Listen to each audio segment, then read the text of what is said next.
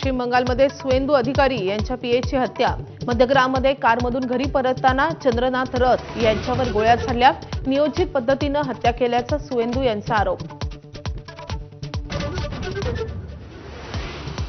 चंद्रनाथ रथ यांच्या हत्येनंतर पोलिसांच्या तपासाला वेग। हल्लेखोरांची गाडी जप्त, जिवंत काडतुसं, पाण्याच्या बाटल्या जप्त, बोटांच्या ठशांवरून फॉरेन्सिक टीमकडून तपास सुरू।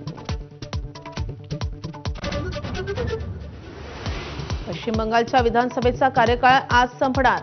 राजीनामा न देण्यावर अजूनही ममता बॅनर्जी ठाम। आज अखिलेश यादव समर्थन देण्यासाठी पोहोचणार।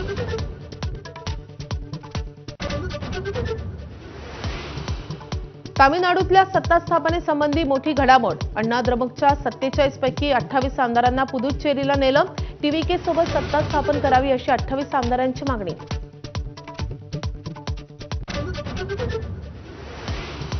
केरळमध्ये सरकार बनवण्याच्या हालचाली वाढल्या। आज सकाळी 10:30 वाजता विधिमंडळाची बैठक। मुख्यमंत्री पदाच्या शर्यतीत रमेश चेन्निथलांचं नाव आघाडीवर।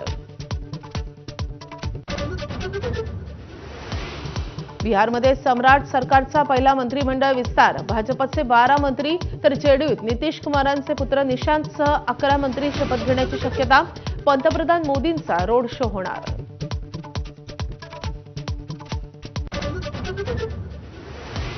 पुण्यातल्या दौंडमध्ये वडिलांकडून 9 वर्षाच्या मुलीची निर्घृणपणे हत्या। तिसरीच्या परीक्षेत दुसऱ्या क्रमांकाने पास झाली म्हणून हत्या। वडिलांच्या भीतीने केली होती मार्कशीटमध्ये खाडाखोड।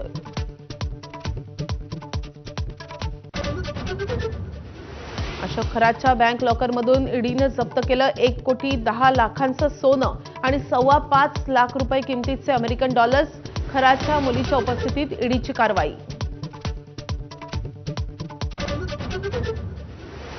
पाकिस्तानला धडा शिकवण्यासाठी भारतानं सुरू केलेल्या ऑपरेशन सिंदूरला आज 1 वर्ष पूर्ण। दहशतवाद्यांना पाठबळ देणारे पाकमधील लष्करी तळ केले होते उद्ध्वस्त।